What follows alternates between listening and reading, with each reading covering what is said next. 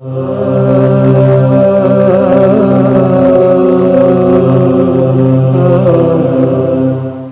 باللہ من الشیطان الرجیم، بسم اللہ الرحمن الرحیم۔ اللہم صلی علی سیدنا و مولانا محمد وعلی آلہ واصحابہ وبارک وسلم وصلی علیہ۔ صبر والوں کے 10 دن، دوسری نشست کے ساتھ عامر لیاقت حسین حاضر خدمت ہے۔ گزشتہ نشست میں ہم نے آپ کو اس منزل پر چھوڑا تھا کہ امام علی مقام سیدنا حسین رضی اللہ تعالی عنہ ولید بن عتبہ کے دربار میں موجود ہیں۔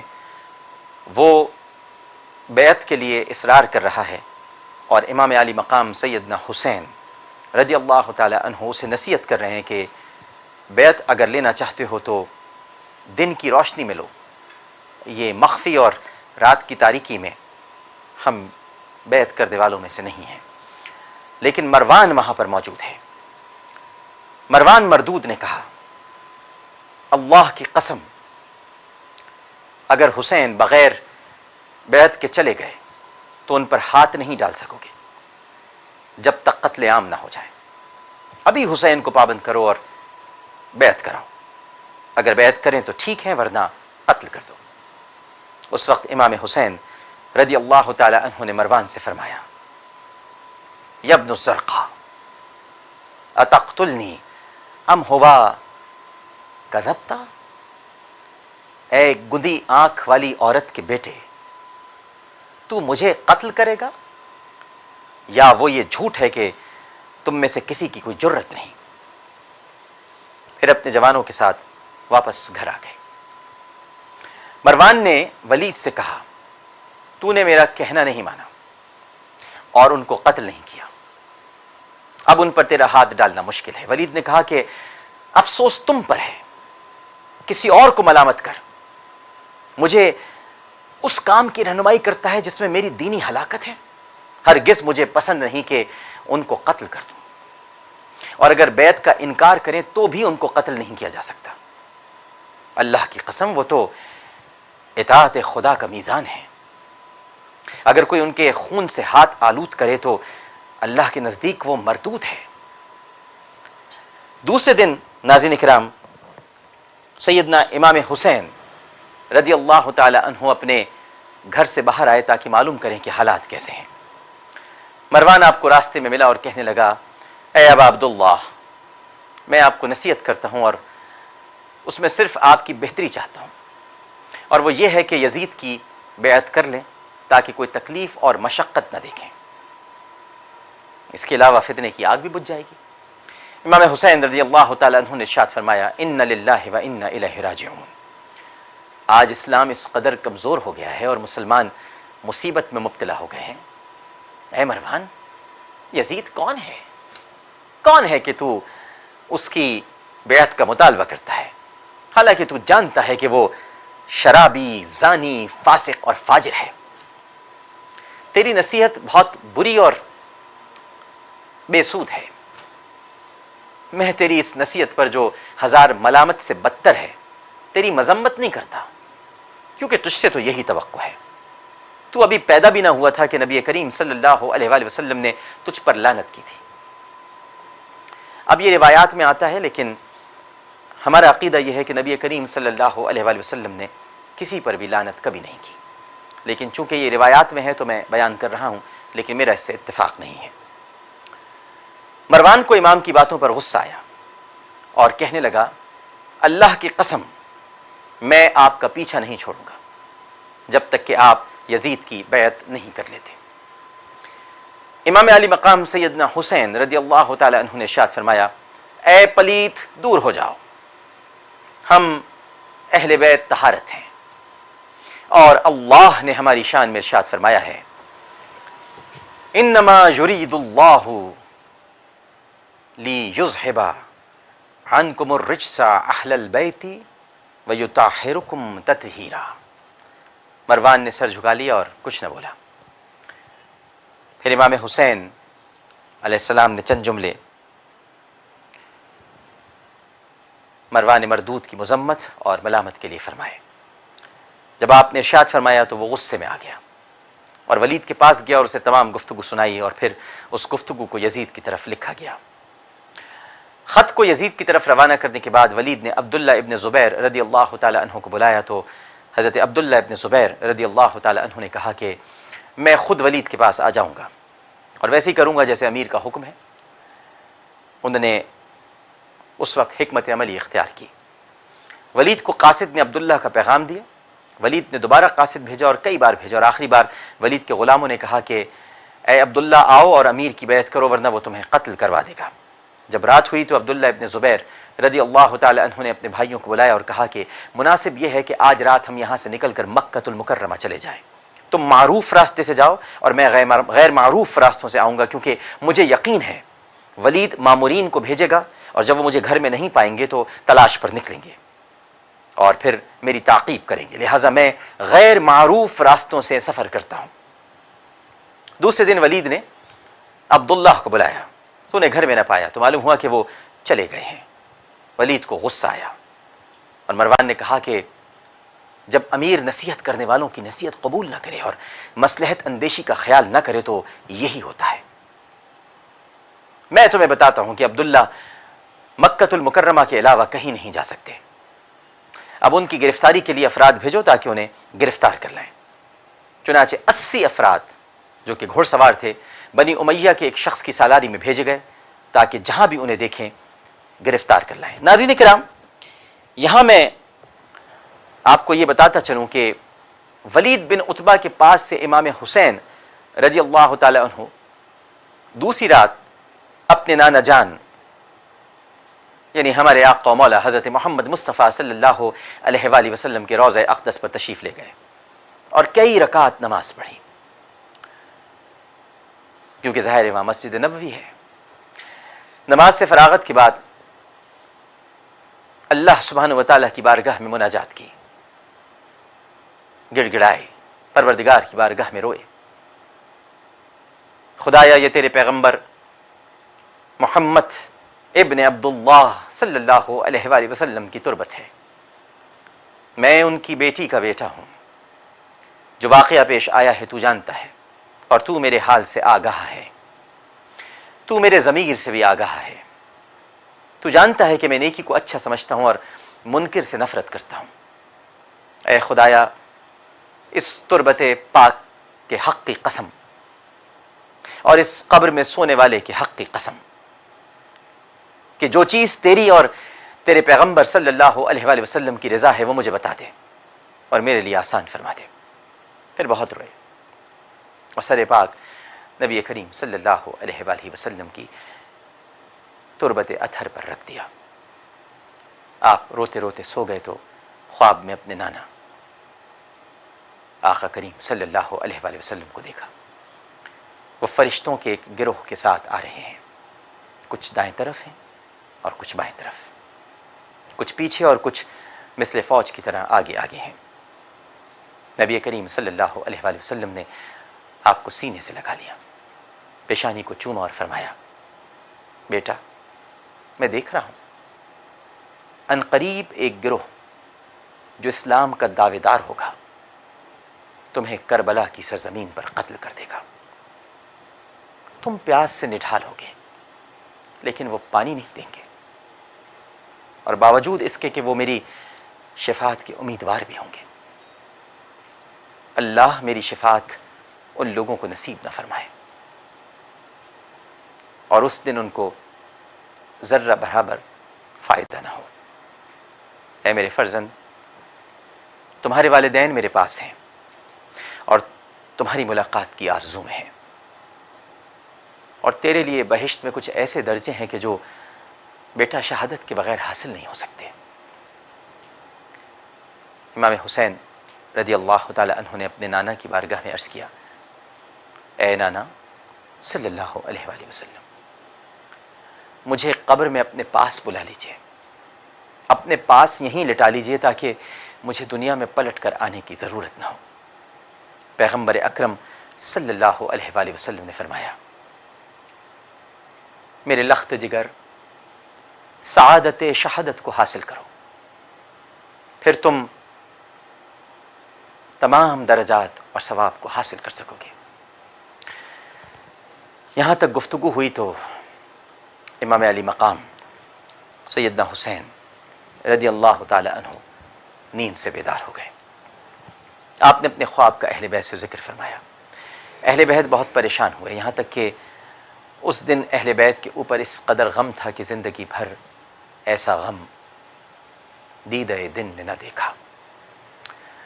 نواز رسول صلی اللہ علیہ وآلہ وسلم نانا کے مزار پر خواب دیکھنے کے بعد گھر آئے اور گھر والوں کو خواب سنایا، اور پھر اس شب سے 2 شب بعد فوراً مدینے سے نکل جانے کا مصمم ارادہ کر لیا.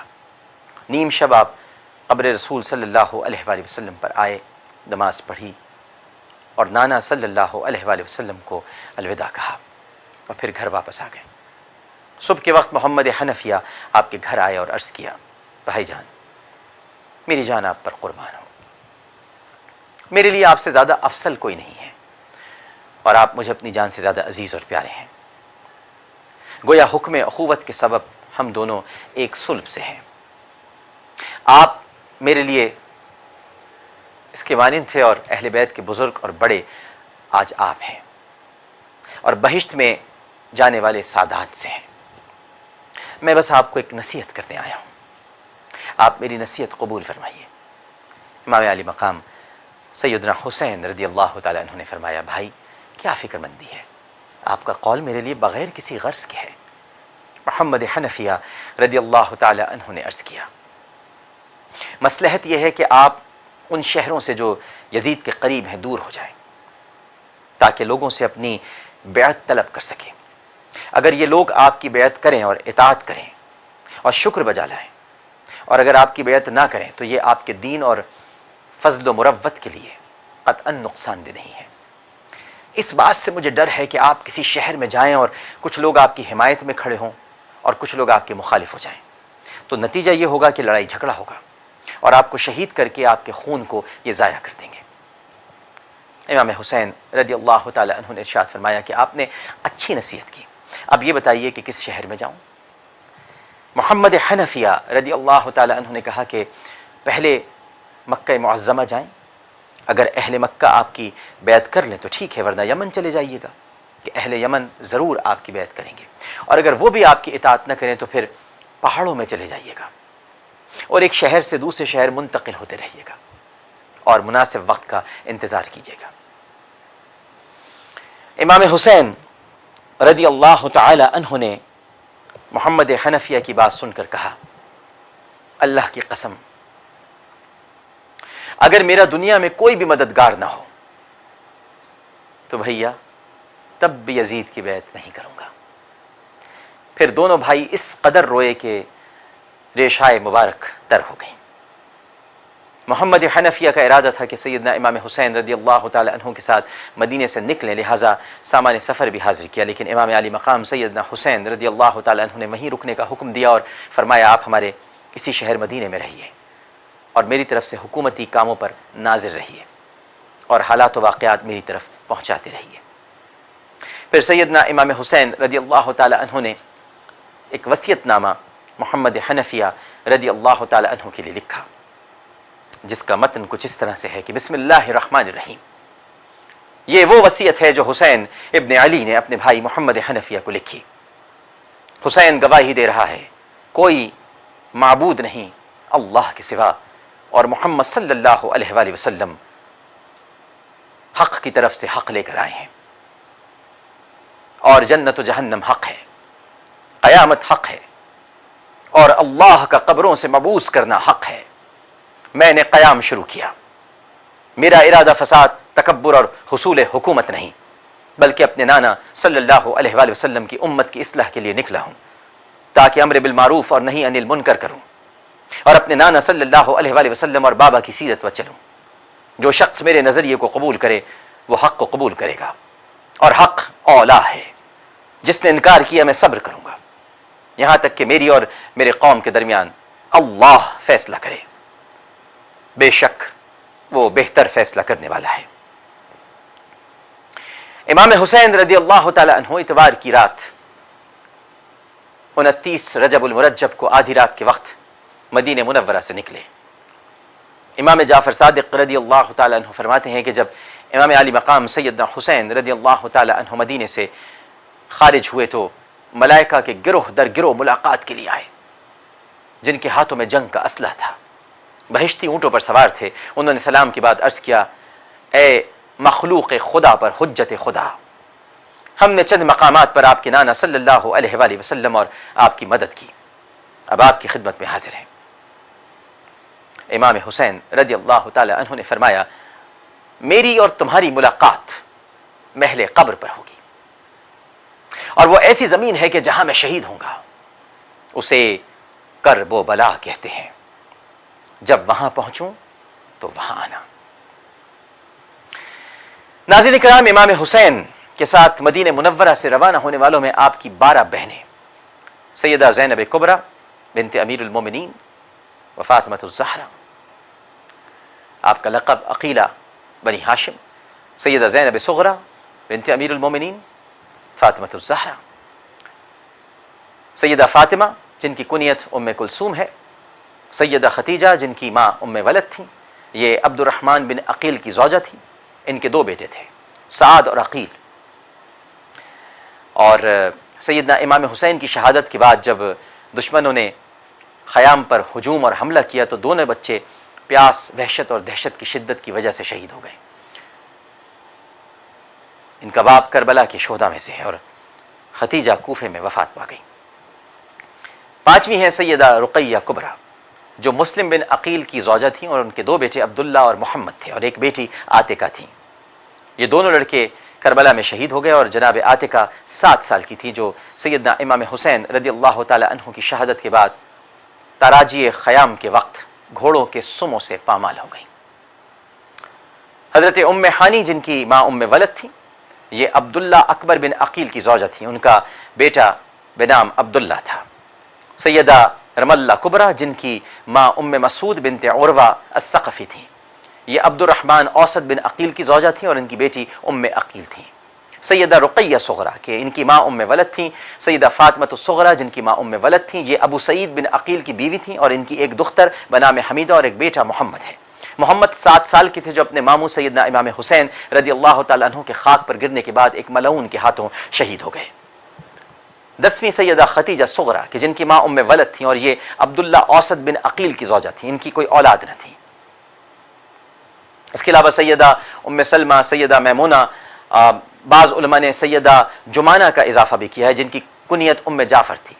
یہ 13 خواتین سیدنا امام حسین رضی اللہ تعالی عنہ کی بہنیں تھیں جو امام کے ساتھ مدینے سے نکلیں۔ امام حسین رضی اللہ تعالی عنہ کے ساتھ علی ابن ابی طالب رضی اللہ تعالی عنہ کی بیویاں بھی ساتھ تھیں، جو کہ صحابہ ثعلبیہ، یہ رقیہ کبریٰ زوجہ مسلم کی والدہ تھی۔ اس کے علاوہ ام مسعود بن عروہ ثقفی یہ رملہ کی ماں تھیں۔ حضرت لیلہ بنت مسعود رامیہ یہ اپنے 2 بیٹوں عبداللہ اور محمد اصغر کے ساتھ تھی۔ حضرت ام زینب صغریٰ ان کی بیٹی زینب تھی، اور جناب ام ختیجہ ان کی بیٹی ختیجہ تھیں۔ جناب ام رقیہ صغریٰ ان کی بیٹی رقیہ ہیں، اور حضرت ام فاطمہ ان کی بیٹی فاطمہ ہیں۔ اس کے علاوہ حضرت امامہ بنت ابو العاص یہ اور 2 اور خواتین سیدنا امام حسین کے ساتھ مدینے میں آئیں۔ اس کے علاوہ حضرت ام کلثوم صغریٰ بنت حضرت زینب کبریٰ سلام اللہ علیہ، اور یہ جناب ام کلثوم اپنے شوہر قاسم بن محمد بن جعفر بن ابی طالب کے ساتھ مدینے سے آئیں اور کربلا پہنچی۔ حضرت جمانہ جو قاسم بن محمد بن جعفر بن ابی طالب کی پھپھی ہیں، اور اس کے علاوہ 9 کنیزیں امام رضی اللہ تعالی عنہ کے ساتھ مدینہ منورہ سے کربلا آئیں۔ ان کنیزوں میں ناظرین کرام 4 کنیزیں جناب زینب کبریٰ کی تھیں، ایک کنیز سیدنا امام حسین کی تھیں، 4 کنیزیں سیدنا امام حسین کی زوجات تھیں۔ ان کی تفصیل انشاءاللہ ہم اپنی اگلی نشست میں آپ کو بتائیں گے، اور یہیں سے ہم گفتگو کا آغاز کریں گے۔ اس وقت ہم نے جو آپ کو تفصیلات بتائی ہیں ان میں امام علی مقام کی بہنیں ہیں، حضرت علی ابن ابی طالب رضی اللہ تعالی عنہ کی ازواج ہیں، اور اس کے علاوہ اب ہم امام علی مقام کی کنیزیں اور زوجات کا تذکرہ کریں گے، لیکن یہاں وقت اختتام پذیر ہوتا ہے۔ صبر والوں کے 10 دن۔ عامر لیاقت حسین کو اجازت دیجیے۔ پروگرام پیش کرتے ہوئے کوئی غلطی، کوئی سہف، تو اپنے رب کے حضور معافی کا خواستگار اور توبہ کا طلبگار ہوں. کل انشاءاللہ اسی وقت، اسی چینل اور اسی پروگرام کے ساتھ دوبارہ حاضر ہوں گے. اللہ حافظ.